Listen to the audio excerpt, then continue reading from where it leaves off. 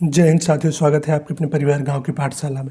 आज की इस वीडियो के माध्यम से फ्रेंड्स हम लोग डिस्कशन करने वाले हैं क्लास 9 की जियोग्राफी के दूसरा लेक्चर।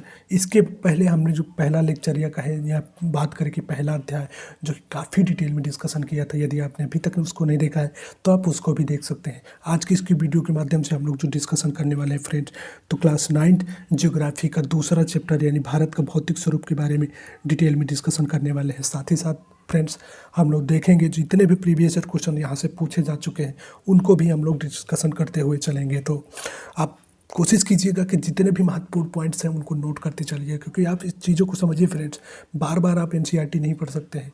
तो उससे बचने के लिए क्या करना है कि आप महत्वपूर्ण पॉइंट हैं उनकी शॉर्ट नोट्स बनाते चलिएगा। हम पॉइंट आउट करते बताते जाएंगे, आप कोशिश कीजिएगा कि उनको नोट्स बनाते जाइएगा, क्योंकि अभी वक्त है, अभी एग्ज़ाम नहीं लगा हुआ है। तो इस वजह से आपके पास अभी टाइम है, तो आप कोशिश कीजिएगा कि उनको बेहतरीन तरीके से नोट्स बना लीजिए, ताकि जब रिवीजन का टाइम आए यानी जब एग्ज़ाम का टाइम आए तो सिर्फ आपको क्या करना पड़े, तो रिवीजन ही करना पड़े। क्योंकि किसी महापुरुष ने कहा फ्रेंड्स कि शांति काल में जितना पसीना बहाता है, युद्ध काल के समय उसका उतना ही कम खून बहता है। तो अभी हमारे पास वक्त है, कोशिश कीजिएगा कि बेहतरीन तरीके से नोट्स बनाते हुए चलिएगा। तो शुरुआत करते हैं आज के इस लेक्चर की और बात करते हैं भारत के भौतिक स्वरूप के बारे में। फ्रेंड्स, यदि आप देखेंगे भारत का मैप देखेंगे, फिजिकल मैप या ओवरऑल एक भारत का मैप को देखेंगे फिजिकल में, तो आपको देखने को मिलेगा कि भारत के मैप में आपको कहीं पर पर्वत देखने को मिलेंगे, कहीं के मैदानी भाग देखने को मिलेगा, कहीं जो कि आपके पठारी भाग देखने को मिलेगा, कहीं देखने को मिलेगा कि द्वीप समूह देखने को मिलेंगे। अगर सही कहीं कहीं आपको जैसे थार का मरुस्थल देखने को मिलेंगे। तो ये सारी आकृतियाँ जो आप एक फिजिकल मैप देखते हैं तो आपको ये चीज़ें देखने को मिलेगी। तो वही चीज़ें आपको यहाँ पर डिस्कशन किया गया है या बताया गया है कि हमारे देश में हर प्रकार की भू आकृतियाँ पाई जाती हैं, जिनमें पर्वत, मैदान, मरुस्थल, पठार, द्वीप समूह, ये सभी आकृतियाँ जो कि आप फिजिकल मैप यदि इंडिया का देखेंगे, ये भारत का फिजिकल मैप, क्योंकि भारत के संदर्भ में सारी चीज़ें भारत की भू आकृतियों के बारे में या भू आकृतियों के स्वरूप के बारे में यहाँ पर चर्चा की जा रही है। तो आप मैप के माध्यम से देखेंगे कि ये सारी आकृतियाँ आपको देखने को मिलेंगी।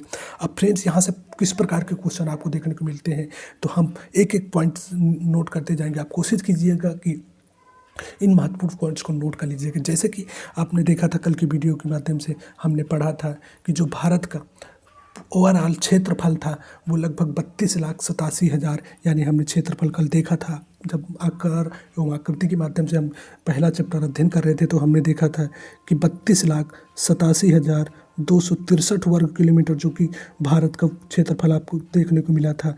तो उसी आकृति में से कुछ आकृति जो कि आपको पर्वत देखने को मिलता है। तो कितने प्रतिशत भूभाग में, यहाँ से क्वेश्चन पूछता है कि भारत के कुल भाग में से कितने प्रतिशत भूभाग पर जो कि पर्वत पाए जाते हैं, कितने प्रतिशत भूभाग पर पठार पाए जाते हैं, कितने प्रतिशत भूभाग पर पहाड़ी पाई जाती है। तो ऐसे क्वेश्चन प्रीवियस ईयर में बार बार पूछे गए हैं। तो अगर बात करें पर्वतों की, कि भारत के कुल भाग में से लगभग 10.7% भूभाग पर पर्वत पाए जाते हैं। तो फ्रेंड्स, इस चीज़ को नोट कर लीजिए कि यहाँ से क्वेश्चन आपको देखने को मिलेगा कितने परसेंट भूभाग पर, तो 10.7% भूभाग पर।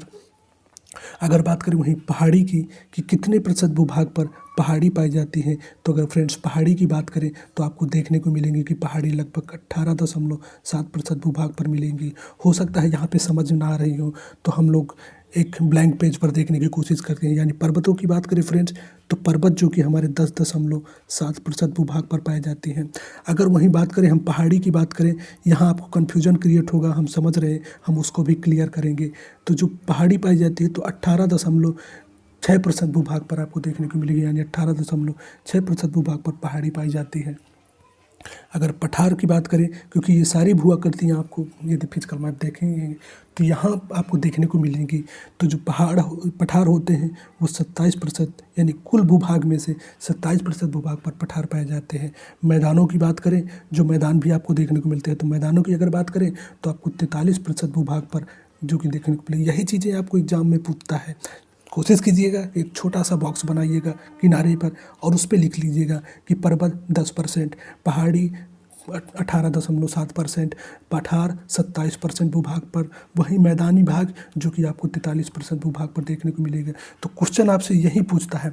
अब आपसे जो क्वेश्चन पूछेगा आपके दिमाग में एकदम क्लिक किया होगा, यदि आप सीरियस स्टूडेंट होंगे, यदि आप ईमानदारी के साथ मेहनत कर रहे होंगे तो आपके दिमाग में क्लिक किया होगा कि पहाड़ी और पर्वत में इनमें क्या अंतर है। जैसे कि सर आपने बताया कि पर्वत 10.7% भूभाग पर और पहाड़ी जो कि 18.6% भूभाग पर पाई जाती है, तो इनमें अंतर क्या है, यानी कैसे इनको पहचाने कि कौन सा पर्वत है कौन सी पहाड़ी है।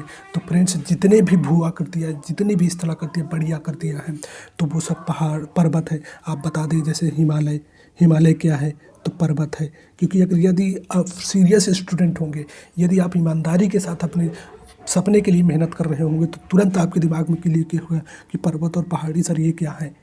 यहाँ से क्वेश्चन आएंगे तो हम कैसे बचें उन चीज़ों को, तो एकदम समझ लीजिएगा कि यहाँ से यही क्वेश्चन आप समझ में आएगा कि जो हिमालय हो गया, काराकोरम, लद्दाख, साथ ही साथ जितनी भी बड़ी भू स्थलाकृतियाँ हैं वो पर्वत कहलाते हैं। पहाड़ियों की बात करें तो आपको देखने को मिलती है कि अरावली की पहाड़ी, अरावली, हालांकि ये चीज़ें यहाँ पे नहीं दी हुई हैं। आप अगला चैप्टर जब पढ़ेंगे तो वहाँ आपको सारी चीज़ें समझने को आएंगी, आगे इसके चीज़ें देखने को मिलेंगी। लेकिन हम डिस्कशन कर रहे हैं क्योंकि हमारा मेन मकसद क्या है कि जितना भी डाउट्स आए, जितने भी PYQ यहाँ से पूछे गए, तो उनको भी हम लेकर चलें, ताकि इसके बाद अगर कुछ हमें पढ़ना ना पड़े। क्योंकि यहाँ से डाउट आते हैं, कई बार आप स्टूडेंटों को डाउट होते हैं, यही नहीं समझ पाते कि पर्वत क्या है और पहाड़ क्या है या पहाड़ी क्या है। तो पर्वत हमने बताया, जितने भी बड़ी स्थलाकृतियाँ हैं जैसे कि हिमालय हो गया, काराकोरम हो गया, लद्दाख हो गया, जास्कर, पीर पर पंजाल, ये क्या है, तो ये सब पर्वत हैं। वहीं अगर बात करें पहाड़ियों की, तो पहाड़ियों में आपको देखने को मिलेगा अरावली की पहाड़ी, नागा पहाड़ी। अगर बात करें रामगढ़ की पहाड़ी, आपको कहाँ देखने की, राजमहल की पहाड़ी, ये सब कहाँ देखने को मिले, राजमहल की पहाड़ी जो कि आपको झारखंड में देखने को मिले। अरावली की पहाड़ी आपको देखने को मिलेगी राजस्थान में। गिर की पहाड़ियाँ आपको देखने को मिलेंगी गुजरात राज्य में। वहीं आपसे पूछता है नीलगिरी पहाड़ी, अगर अन्नामलाई की पहाड़ी, कार्डमम पहाड़ी, ये सब क्या है, तो ये पहाड़ियाँ, पर्वत, बड़ी स्थलाकृतियाँ जो कि पर्वत कहलाते हैं। तो कितने प्रतिशत भूभाग पर पर्वत पाए जाते हैं, 10%। यानी कि आपको एक ओवरऑल समझ में आ गया हो कि पर्वत किसे कहते हैं, पहाड़ी किसे कहते हैं। तो वही चीज़ें यहाँ पर दिखाई गई हैं कि हमारे देश में विभिन्न प्रकार की भू आकृतियाँ पाई जाती हैं, जिनमें पर्वत, मैदान, मरुस्थल, पठार और द्वीप समूह होते हैं। तो हमने बता दिया कि कितने प्रतिशत भूभाग पर पर्वत, कितने प्रतिशत भूभाग पर मैदान, कितने प्रतिशत भूभाग पर पठार, क्योंकि यहाँ से क्वेश्चन प्रीवियस ईयर में पूछे जा चुके हैं, तो इस वजह से हमने बता दिया। अगर बात करें फ्रेंड्स मरुस्थलों की, तो मरुस्थल आप सभी जानते हैं कि थार का मरुस्थल पाया जाता है। इससे जो क्वेश्चन पूछता है, तो क्वेश्चन की बात आप चाहें तो नोट कर सकते हैं कि सबसे ज़्यादा जो जनसंख्या घनत्व तो किस मरुस्थल में पाया जाता है, तो थार के मरुस्थल में पाया जाता है। ये भारत और पाकिस्तान की सीमा में पाया जाता है। तो ये चीज़ भी यहाँ से पूछता है, तो कोशिश कीजिएगा, नोट कर लीजिएगा। द्वीप समूहों की अगर बात करें तो द्वीप समूहों से क्या क्वेश्चन पूछता है, भारत में कुल कितने द्वीप समूह हैं, सबसे बड़ा द्वीप समूह कौन है। तो अगर बात करें अंडमान निकोबार में आपको 500 लगभग 72 द्वीप समूह यहाँ से क्वेश्चन पूछता है। फ्रेंड्स, कोशिश कीजिएगा कि इनको नोट करते चलिएगा, द्वीप समूह जो पाए जाते हैं। वहीं लक्षद्वीप में आपको देखने को मिलेंगे लगभग, अगर बात करें तो लक्षद्वीप में आपको लगभग 36 द्वीप समूह देखने को मिलेगा। तो इन चीज़ों को भी नोट कर लीजिएगा, यहाँ से भी क्वेश्चन पूछता है। अब बात करें कुछ और प्रमुख पॉइंटों के बारे में, तो जैसे कि आप देख रहे हैं कि यहाँ विभिन्न प्रकार की शैलें भी पाई जाती हैं। तो यानी विभिन्न प्रकार की शैलें भी पाई जाती हैं, जिनमें कुछ संगमरमर की तरह कठोर होती है, साथ ही साथ जिनमें कुछ जिसका प्रयोग ताजमहल में किया गया था। तो आपसे कई बार यहाँ से एग्जाम में पूछता है कि संगमरमर पत्थर कहें या शैल का प्रयोग कहाँ पे किया गया था, तो आप बताइएगा कि ताजमहल में। एक उत्कृष्ट नमूना का है जो आपको देखने को मिलता है, उसमें किस पत्थर का प्रयोग किया गया था, तो आपको देखने को मिलेगा कि संगमरमर का प्रयोग किया गया था। तो इस चीज़ को भी नोट कर लीजिएगा। अगर बात करें कुछ सेल खड़ी की तरह मुलायम भी होती है, यानी कुछ शैलें ऐसी हैं जो कठोर संगमरमर की तरह, तो कुछ सेल खड़ी की तरह मुलायम भी होती हैं। सेल खड़ी से जो आपको देखने को मिलेगा, अगर बात करें तो टेल्कम नामक पाउडर बनाया जाता। तो यही पूछता है कि सेल खड़ी से किस प्रकार का पाउडर बनाया जाता है या बनाया जाता है, तो बात बताइएगा कि टेल्कम पाउडर बनाया जाता है। आप फ्रेंड्स, यदि आप फिर आपके दिमाग में तुरंत क्लिक किया होगा, यदि आपने हिस्ट्री पढ़ी होगी, तो हिस्ट्री में आपको देखने को मिला होगा सिंधु सभ्यता कहें या हड़प्पा सभ्यता, सिंधु सभ्यता कहें या हड़प्पा सभ्यता में जो मुद्रा थी वो किसकी बनी होती थी, तो इसी सेल खड़ी की बनी होती थी। सेल खड़ी की मुद्राएं बनी होती थी। तो इस चीज़ को भी नोट कर लीजिएगा, पूछता है कई बार एग्जामों में कि सिंधु काल की सभ्यता में जो मुद्रा थी किसकी बनी होती थी, तो सेल खड़ी, कहीं कहीं टेराकोटा भी आपको देखने को मिलेगा। तो दोनों सही है, लेकिन हम क्योंकि यहाँ पे टर्म आया है सेल खड़ी, तो इस वजह से हमारा वो है कर्तव्य है कि इन चीज़ों को भी हम आपके डाउट जो बने आपसे यहाँ से जो क्वेश्चन पूछते हैं उनको भी पकड़ते हुए चलें। तो सेल खड़ी की बात करें, एक नरम सेल का एग्जाम्पल है। साथ ही साथ ये सिंधु सभ्यता में मुद्रा के रूप में प्रयोग किया जाती है। इसी सेल खड़ी से जो अगर बात करें तो टेलकम नामक पाउडर बनाया जाता था। ये क्वेश्चन आपसे पूछ सकता है। अगर बात करें एक स्थान से दूसरे स्थान पर मुद्रा रंगों यानी मृदा के रंगों में विभिन्नता पाई जाती है, क्योंकि मृदा विभिन्न सेलों से बनी होती है। यानी जो आप देखते होंगे कि कहीं पर जलोढ़ मृदा पाई जाती है, कहीं पर काली मृदा पाई जाती है, तो कहीं पर जो आपको देखने को मिलेगी लाल मृदा मिलती है, कहीं पर आपको देखने को मिलेगी जो आपको लेटराइट मृदा होती है। तो विभिन्न तत्वों की उपस्थिति यानी विभिन्न शैलें जो पाई जाती है उनकी वजह से ये मुद्राओं का रंग अलग अलग होता है।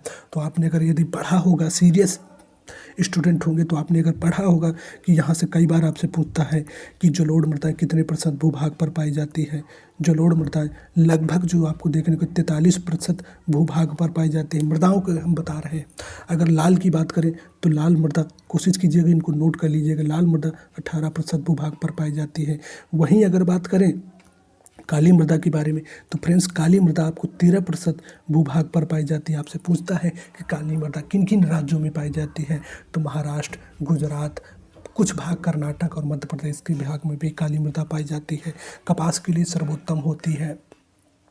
टिटेनिफेरस मैग्नेटाइट की उपस्थिति के कारण इसका रंग काला होता है। इस चीज़ को भी कोशिश कीजिएगा, लिख लीजिएगा। वहीं लेटराइट मिट्टी पाई जाती है जो आपको देखने को मिले जहाँ भी 200 सेंटीमीटर से अधिक वार्षिक वर्षा होती है, तो वहाँ लेटराइट निच्छालन के परिणाम स्वरूप लेटराइट मिट्टी का निर्माण होता है, जिनमें आपको केरल, तमिलनाडु, साथ ही मेघालय में देखने को मिलेगा। तो ये क्वेश्चन भी आपको एग्जामों में क्वेश्चन पूछते हैं, ज्योग्राफी का ही क्वेश्चन है। हालांकि ये चीज़ें आगे आपको देखने को मिलेंगी, तो लेकिन जब टर्म आया है तो हम कोशिश करते हैं कि उन चीज़ों को आपको एक ओवरऑल एक दिमाग में आप ये चीज़ें डाल दें, ताकि जब क्वेश्चन बने तो आप उस चीज़ को पकड़ पाए। अगर बात करें जैसे कि और कुछ प्रमुख बातें, तो इनमें से अधिकतर विविधताएं शैलों के निर्माण में विभिन्न कारण से होती है।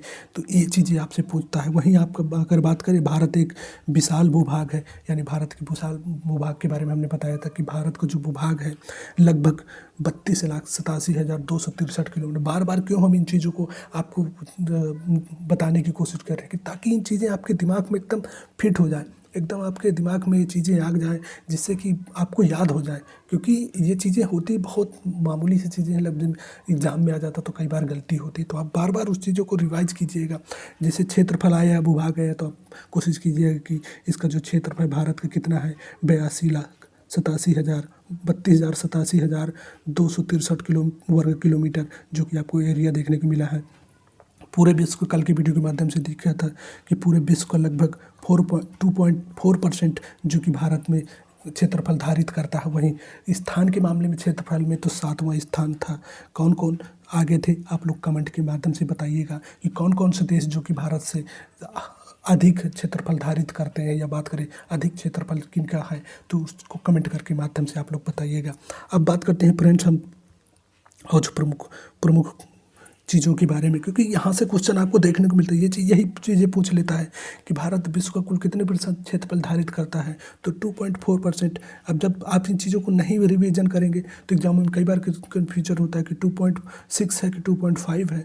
तो इससे बचने के लिए जब भी वो टर्म आए तो कोशिश करते चलिएगा कि उन चीज़ों को रिविज़न करते चलिएगा। NCERT पढ़ने का तभी मतलब कि जो चीज़ें हमने पुरानी पढ़ ली हैं उनको भी रिवीजन कर दिए। तो अब जैसे कि भारत एक विशाल भूभाग है, इसका निर्माण विभिन्न वर्गीय कालों के दौरान हुआ है, जिसमें उसके उच्चायोजों को प्रभावित किया। भूगर्भीय निर्माणों के अतिरिक्त कई अन्य प्रक्रिया जैसे अपक्षय, अपरदन तथा निक्षेपण के द्वारा वर्तमान उच्चायों का निर्माण हुआ है। तो आप जानते हैं अपक्षय क्या होता है, अपरदन क्या होता है, साथ ही साथ निक्षेपण क्या होता है। जल के द्वारा जब भूमि कट जाती है तो वो अपरदन या अपक्षय कहलाता है। वहीं अपरदन की बात करें तो जल के द्वारा जो मिट्टी कटती है, अपक्षय की बात करें तो हवा के द्वारा मिट्टी कट करके एक स्थान से दूसरी स्थान तो अपक्षय हो गया। अपरदन किसी जल के द्वारा जब मिट्टी कट कट के कटती है तो वो अपरदन कहला गया। निक्षेपण की बात करें तो विभिन्न प्रकार की जो नदियाँ हैं अपने ऊपरी स्थान से लेकर के विभिन्न प्रकार के पदार्थों को लेकर निचले स्थानों पर मतलब एकत्रित करती रहते हैं, तो जिसको निक्षेपण कहते हैं। तो इन चीज़ों को भी पूछता है कई बार एग्जामों में। तो आपको ये चीज़ें पता होने की अपक्षय क्या है, अपरदन क्या है, निक्षेपण क्या है, तो इन चीज़ों को कोशिश कीजिएगा कि लिखते जाइएगा। अगर लिखेंगे तो बहुत अच्छी चीज़ें हैं, आपसे बहुत सारी चीज़ें आपको यहीं से मिलती जाएंगी। अगर बात करें तो आप देखते होंगे कि विभिन्न प्रकार के कुछ प्रमाण है कि जैसे कि आप देखे होंगे कि महाद्वीपीय विस्थापन थ्योरी यानी कि जो सिद्धांतों से संबंधित आपको देखने को मिले होगा कि भारत का जो आकृति है ये विभिन्न प्रकार की यानी पूरा जो विश्व था पहले सर्वप्रथम कैसा था। आपने देखा होगा कि महाविस्थापन थ्योरी अगर आपने पढ़ी होगी कि महाद्वीपीय अगर बात करें फ्रेंड्स तो महाद्वीपीय विस्थापन थ्योरी किसने दिया था, यही आपसे क्वेश्चन आपसे पूछता है। तो कोशिश कीजिएगा कि इसको लिख लीजिएगा। तो वेगनर महोदय ने दिया था। वेगनर महोदय ने कब दिया था? 1912 में दिया था।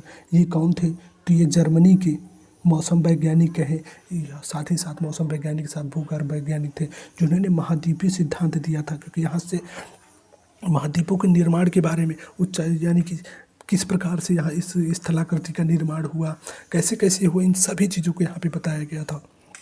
तो आप कोशिश करते हैं हम उसी चीज़ों को डिटेल में डिस्कशन करें, क्योंकि फ्रेंड्स यहाँ से क्वेश्चन आपको देखने को मिलते हैं कि महाविस्थापन थ्योरी किसने दिया था, कब दिया था। तो आप देखे होंगे कि सर्वप्रथम जो पूरा पृथ्वी थी वो सिर्फ 2 ही भागों में बटी थी। पहले जो कि एक भाग था उसका जलीय भाग था, तो जलीय भाग का जो कि बताया जाता है कि पैंथालासा कहलाता था।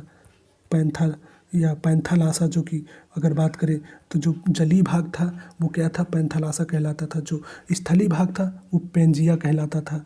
ये क्वेश्चन है आपसे एग्जाम में पूछता है। तो जो वेगनर महोदय ने दिया था तो उन्होंने बताया था कि सर्वप्रथम जो ब्रह्मांड था, ये जो पृथ्वी थी सिर्फ 2 ही भागों में बटी थी। पेंजिया स्थलीय भाग को पेंजिया कहते हैं। स्थलीय ये चीज़ें पूछता है कि स्थलीय भाग क्या कहलाता, तो पेंजिया।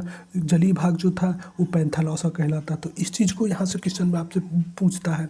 तो इन्होंने ही बताया था कि विभिन्न उच्चायोजों के परिणाम स्वरूप बात करें विभिन्न प्रक्रियाओं के स्वरूप जो कि पहला महाविस्थापन जो महाद्वीपों का निर्माण होता है, तो उन्होंने बताया था वेगनर महोदय ने कि विभिन्न महाद्वीप जो कि पहले जो कि बढ़ते हैं तो ऊपर भाग यानी 2 भागों में बढ़ता है, अंगारा लैंड साथ ही साथ गोंडवाना लैंड। यानी कि जो पेंजिया भाग है यानी पेंजिया जो था तो पेंजिया 2 भागों में बढ़ जाता है। पहला जो बढ़ता है अंगारा लैंड ऊपरी भाग जो कहलाता है अंगारा, दूसरा जो कहलाता है जो निचला भाग होता है गोंडवाना लैंड कहलाता है। ये चीज़ें भी पूछता है आपसे। साथ ही साथ बीच में जो आपको देखने को मिलेगा तेथिस सागर का निर्माण होता है। ये चीज़ें पूछता है कि वेगनर महोदय ने जो बताया था, उन्होंने बताया था कि जो कि महाद्वीपीय विस्थापन हुए थे तो वो उसका जो पहला भाग यानी ऊपरी भाग अंगारा लैंड कहलाता था। ये क्वेश्चन पूछा जा चुके हैं, तो इनको भी कोशिश कीजिएगा कि ऐसे डायग्राम बना करके लिख लीजिए। ऊपरी भाग अंगारा लैंड, निचला भाग गोंडवाना लैंड कहलाता है। साथ ही साथ जो बीच में निर्माण होता है जलीय भाग का वो तेथिस सागर होता है। इसी तेथिस सागर के विवर्तन के सिद्धांत के कारण जो कि बात करें हिमालय का निर्माण होता, तो उसको हम आगे पढ़ेंगे। लेकिन आपको एक ओवरऑल समझने के लिए चीज़ों कोशिश कीजिएगा कि डायग्राम बना के इन चीज़ों को लिख लीजिएगा फ्रेंड्स।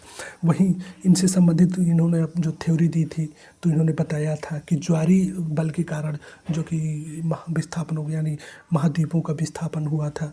लेकिन कई बार यहाँ से कई बार ये भी कन्फ्यूजन होता है कि कुछ लोगों ने जैसे कि कहा था, पहले बताया था कि मेंटल बल के कारण जो कि महाद्वीपों का विस्थापन हुआ था, यानी एक स्थान से दूसरे स्थान को विस्थापित हुए थे। लेकिन कुछ लोगों ने बताया, जैसे कि इन्होंने बताया था कि ज्वारीय बल के कारण होता, तो इनके कई बार अब यानी कि कटाक्ष भी किए जाते हैं कि ज्वारीय बल के द्वारा ऐसा संभव नहीं था। लेकिन इन्होंने प्रूफ में जो दिया था आपने, यदि आप मेंस का एग्जाम लिखते तो वहाँ पर आपको देना पड़ता है या बताना पड़ता है कि जैसे स्कैंडिनेवियन देश है, अगर बात करें हम दूसरे डायग्राम के माध्यम से इसको समझने की कोशिश करते हैं, तो जैसे जो ये स्कैंडिनेवियाई देश है, तो यहाँ एक लैगिन नामक पक्षी, यानी इन लोग की विस्थापन, यानी पहले जब सारे अलग अलग विस्थापित हो जाते तो उसके यानी कि इनको प्रारूप देते हैं कि ये पहले एक ही भाग था, यानी जितना स्थलीय भाग था, चाहे वो अफ्रीका महाद्वीप हो या यूरोपीय एशिया महाद्वीप हो, या फिर बात करें कि उत्तरी अमेरिका, दक्षिणी अमेरिका, जितने भी स्थलीय भाग थे सभी एक थे। तो इसके लिए प्रारूप इन्होंने क्या दिया था, यानी इन्होंने बताया था कि जो स्कैंडिनेवियाई देश है, आज भी जो कि आप देखते हैं वहाँ पे एक लेगिन नामक पक्षी पाया जाता है, लेगिन नामक पक्षी पाया जाता है, जो कि जब इसकी संख्या बहुत ज़्यादा अधिक हो जाती है तो ये पश्चिम की ओर विस्थापित होता है, यानी पश्चिम की ओर जाता है। तो पश्चिम की ओर जाने के बाद क्या होता है कि इसको सिर्फ समुद्र दिखाई देता है, तो जिसकी वजह से समुद्र में ही दम तोड़ के मर जाता है। यानी कि कहीं ना कहीं ये जो कि पश्चिमी भाग आप देखें स्कैंडिनेवियाई और ये भाग दोनों एक ही थे, यानी इससे एक प्रारूप मिलता है कि हो सकता है ये पार्ट एक ही रहे हों। वहीं आपको देखने को मिलता है कि महाद्वीप यानी भारत पेनिनसुला, साथ ही साथ आप देखेंगे कि यहाँ पर जो कि अफ्रीकन द्वीप देश से मिला था, तो यहाँ कुछ एक और जो कि वनस्पति पाई जाती है, गैलोसेप्टिको वनस्पति, जो कि भारत, अफ्रीका, साथ ही साथ ऑस्ट्रेलिया और अंटार्कटिका में पाई जाती है। तो इससे भी ये प्रमाणित होता है कि ये भाग सारा स्थलीय भाग एक था। तो ये एक प्रमाणित है, जब इस मेंस वगैरह लिखेंगे तब यहाँ पे देने का, हालांकि वनडे एग्जामों के लिए ये चीज़ ज़रूरी नहीं है, लेकिन एक ओवरऑल समझने के लिए है।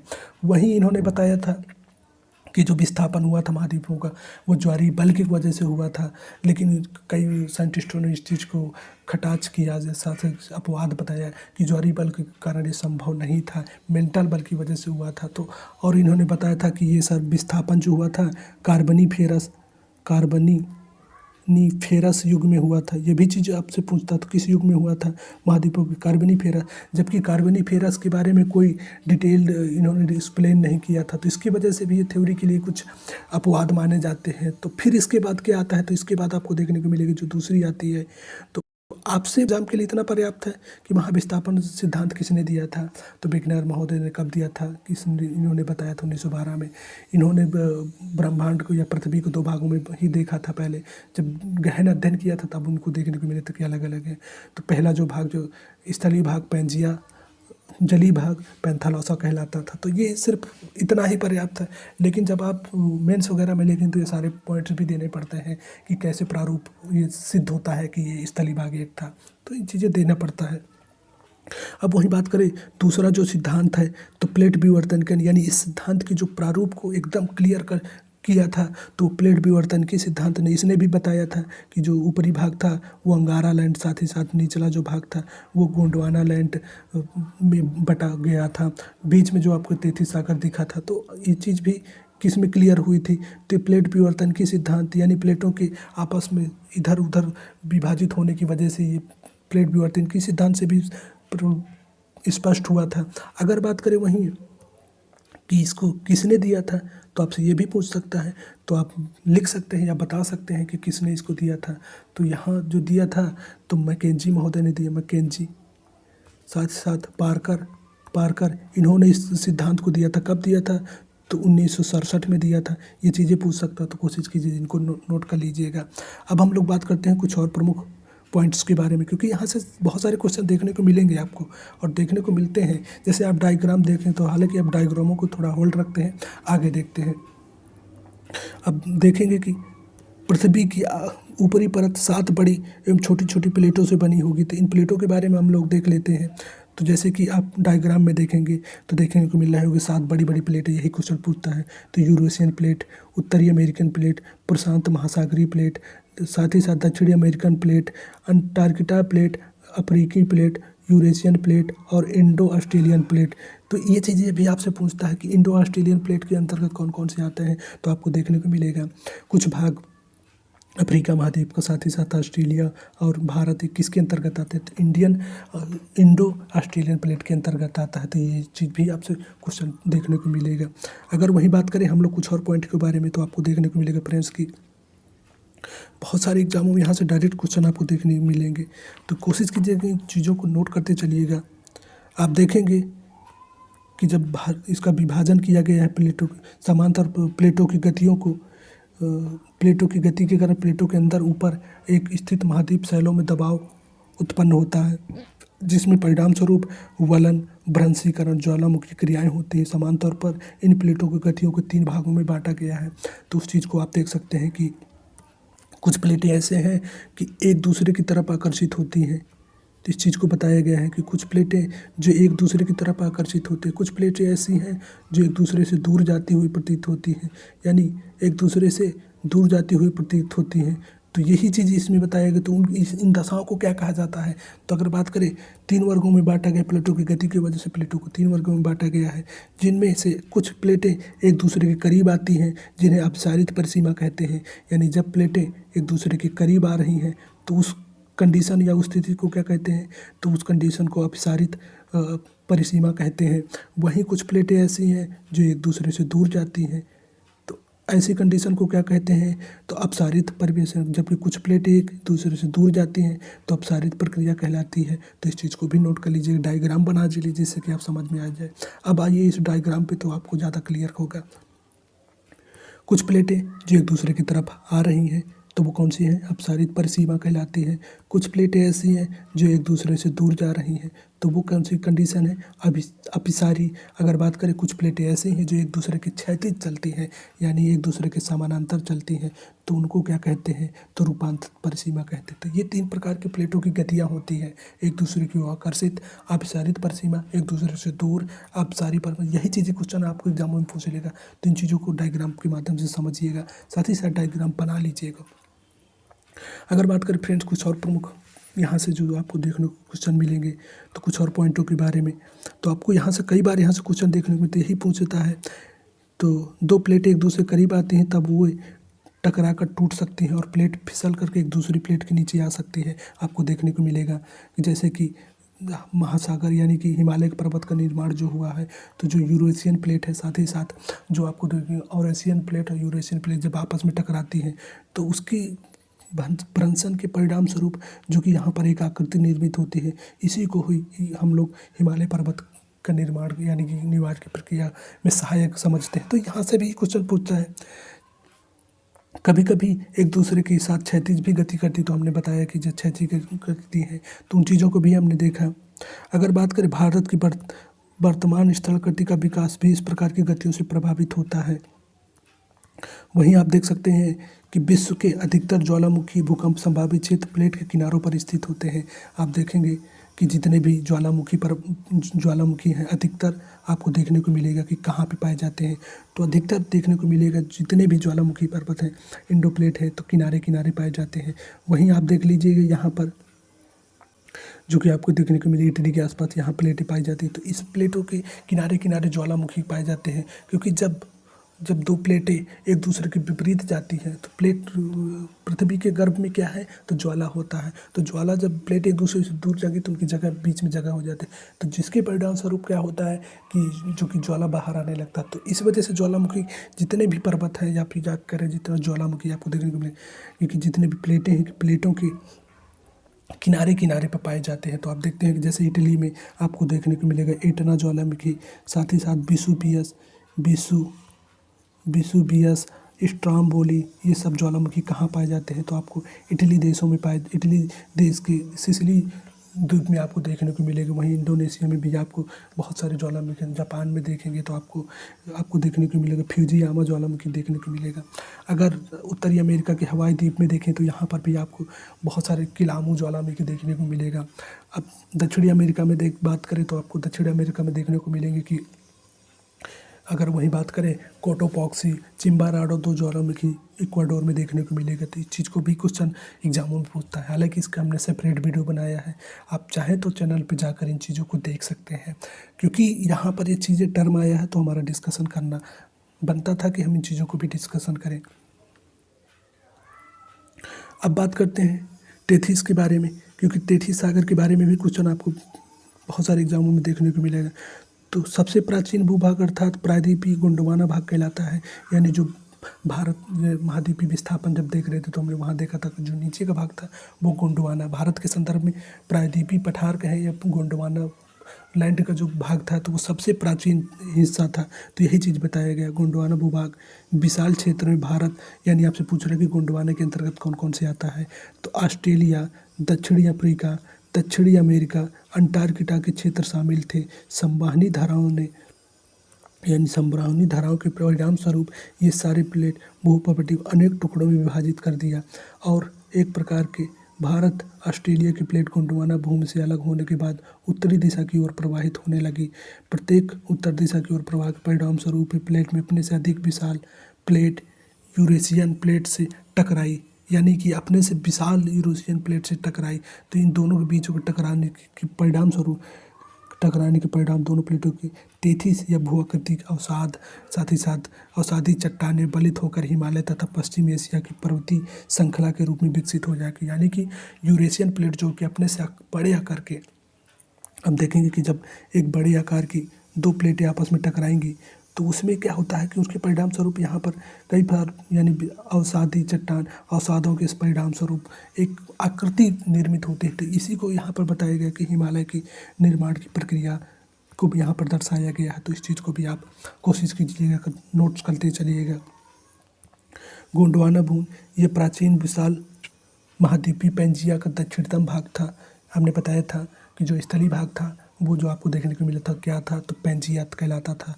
पर जो जलीय भाग था वो क्या था, तो वो आपको देखने को मिलेगा कि जलीय भाग पैंथालौसा कहलाता था। क्वेश्चन पूछता है जिसके उत्तर में अंगारा तथा दक्षिण में जो था गोंडवाना भूमि था। तो इस चीज़ को भी आप, अगर बात करें टेथिस के महिसाल के हिमालय के रूप में ऊपर उठने तथा प्रायद्वीप पठार के उत्तरी किनारे के नीचे धंसने के परिणाम स्वरूप एक बहुत बड़ी द्रोणी का निर्माण हुआ। समय के साथ ही बेसिन उत्तर से पर्वतों एवं दक्षिण प्रायद्वीपीय पठारों से बहने वाली नदियों के अवसादी निक्षेपणों द्वारा धीरे धीरे इस प्रकार की जलोढ़ निर्मित एक विस्तृत समतल भूभाग भारत के उत्तरी मैदान में विकसित हो गया।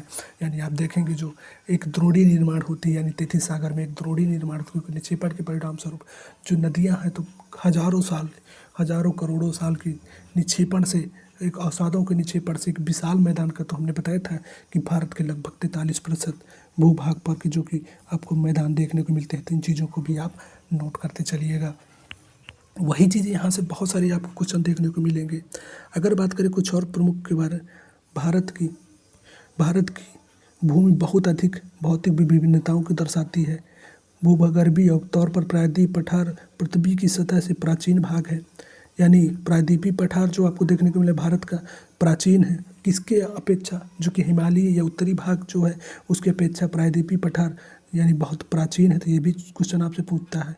इसे भूमि का बहुत भाग स्थिर माना जाता है, यानी सारा जो भाग है प्रायद्वीपीय का वो स्थिर माना जाता है। साथ ही साथ आप ये भी देखेंगे कि प्रायद्वीपीय पठार की जितनी भी नदियाँ हैं तो वो क्या है, एक वृद्धावस्था में जा चुकी है। उसका रीज़न यही है कि प्रायद्वीपीय पठार ही जो कि एक यानी हिमालय की अपेक्षा जो कि काफ़ी वृद्ध है, तो इसकी वजह से वहाँ जितनी स्थलाकृतियाँ हैं, जितनी अपवाह क्षेत्र है, वो भी कहीं ना कहीं आपको देखने को मिलेगी। तो क्या है, तो वृद्धावस्था में है। तो यही चीज़ें आपसे पूछता है कि जैसे आपको देखते हैं कि गोदावरी को हम क्या कहते हैं, तो वृद्ध गंगा के नाम से जाना जाता है। तो इन चीज़ों के एक ओवरऑल क्या होता है कि इससे आपको एक दिमाग में एक चीज़ें जा रही होंगी कि नहीं समझ में आ रहा होगा कहानी के माध्यम से, जिस तरह से हम चीज़ें बता रहे हैं आपको कि ऐसे रिलेट हो रही होंगी चीज़ें।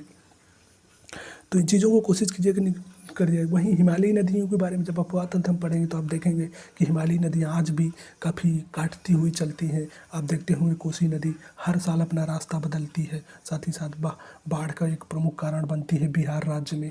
तो कहीं ना कहीं ये चीज़ें रिलेट हो रही होंगी। अगर यदि आप पढ़ते होंगे, यदि आपने इन चीज़ों को पहले पढ़ा होगा तो आपसे दिमाग में एकदम ये चीज़ें रिलेट हो रही होंगी। अगर बात करें वहीं और कुछ प्रमुख पॉइंट करें तो हिमालय एवं उत्तरी मैदान हाल ही में बने इस तरह करती है। तो यानी जो हिमालय और उत्तरी मैदान है वो हाल ही में बनी हुई है। किसकी अपेक्षा? प्रायद्वीपीय पठार की अपेक्षा। हाल ही में बनी का मतलब ये नहीं कि 1-2 साल में बनी हुई है, मतलब हजारों करोड़ों सालों में बनी है, लेकिन प्रायद्वीपीय पठार की अपेक्षा ये अभी बनी हुई है। तो ये चीज़ यहाँ पर बताया गया है। भूगर्भ वैज्ञानिकों के अनुसार हिमालय पर्वत एक अस्थिर भाग है। यानी हिमालय पर्वत आप देखते हैं, कई बार देखें कि नेपाल में कई सारे भूकंप आते हैं, बहुत सारे भूकंप आते रहते हैं। तो ये अस्थिर भाग है, तो इसकी वजह से ये होता है।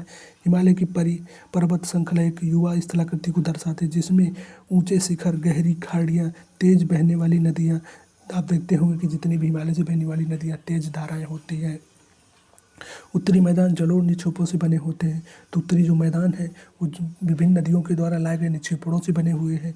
प्रायद्वीपीय पठार आग्नेय रूपांतरित शैलों वाली कम ऊंची पहाड़ियों तथा चौड़ी घाटियों से बने थे। अब वहीं आप देखेंगे कि जितनी भी पहाड़ियाँ पर्वत हैं हिमालयी क्षेत्र में पाए जाते हैं, जैसे काराकोरम हो गया, तो भारत का सबसे जो ऊंचा पर्वत आप केटू चोटी बात करें तो केटू गार्डबिन जो ऑस्ट्रेलिया काराकोरम पे पाई जाती है। राकापोसी आप देखेंगे सबसे तीव्र ढाल जो कि आपको देखने को मिलेगी, तो कहाँ पाई जाती है? ये भी लद्दाख में पाई जाती है। वहीं प्रायद्वीपीय पठार के भाग में अगर तो प्रायद्वीपीय पठार के जो सर्वाधिक या दक्षिणी भाग की सर्वाधिक ऊंची चोटी आपको देखने की अनाई मूडी। ये चीज़ों को आप ही आगे पढ़ेंगे तो उसकी ऊंचाई जो 2695 मीटर ही है। 2695 मीटर। ये बताने का हमारा सिर्फ एक ही रीज़न है कि आप इस चीज़ को रिलेट कर पाएँ। वहीं अगर बात करें आप हिमालय पर्वत की, तो हिमालय पर्वत की आपके देखेंगे, आपको पता है कि कितनी है ये माउंट एवरेस्ट की ऊंचाई कितनी है, तो 4850 मीटर कहीं कहीं देखने को, सॉरी 8850 मीटर, कहीं कहीं आपको 8848 मीटर देखने को मिलेगी। तो ये चीज़ भी तो तुलना में इसके तुलना में ये ज़्यादा ऊंची भी है। यही चीज़ यहाँ पे बताया गया है। तो इन चीज़ों को आप रिलेट कर पा रहे होंगे। तो आई होप कि सारी चीज़ें आपको एकदम क्लियर कट हो रही होंगी, एकदम क्लियर सारा कंसेप्ट समझ में आ रहा होगा सारे, क्योंकि हम जिस तरह से कहानी के माध्यम से आपको समझा रहे हैं तो आपको एकदम सारी चीज़ें क्लियर हुई होंगी। तो आज की डिस्कशन सिर्फ यहीं तक रखते हैं, क्योंकि अगला जो टॉपिक है वो हिमालय पर्वत है, और हिमालय पर्वत अपने आप में एक काफ़ी बड़ा टॉपिक है। उसमें काफ़ी 2 भागों में उसको बांट कर अध्ययन करना पड़ेगा कि प्रायद्वीपीय हिमालय, साथ ही साथ प्रादेशिक हिमालय, साथ ही साथ आप देखेंगे कि भौगोलिक हिमालय के तौर पर 2 भागों में यानी विभागों में विभाजित करेंगे। तो 2 भागों में उसको विभाजित करेंगे तो बहुत बड़ा वीडियो बन जाएगा। तो आज का वीडियो सिर्फ यहीं तक रखते हैं, क्योंकि आप देखते हैं बहुत सारे हिमालय से क्वेश्चन देखने को मिलेंगे आपको। यही पूछता है कि ट्रांस हिमालय, बृहद हिमालय, लघु हिमालय ये किसका भाग है, या फिर कह देगा कि कौन सा पर्वत जो कि ट्रांस हिमालय के अंतर्गत आता, तो काराकोरम, लद्दाख, जास्कर ये क्या है, तो ये ट्रांस हिमालय के अंतर्गत आता। तो ऐसे बहुत सारे क्वेश्चन जो आपको नेक्स्ट वीडियो के माध्यम से देखने को मिलेंगे। तो आज का वीडियो यहीं तक रखते हैं। आई होप कि ये वीडियो आपको पसंद आया हो। वीडियो पसंद आया हो तो वीडियो को लाइक कीजिएगा, एक प्यारा सा कमेंट कीजिएगा। Thank you all.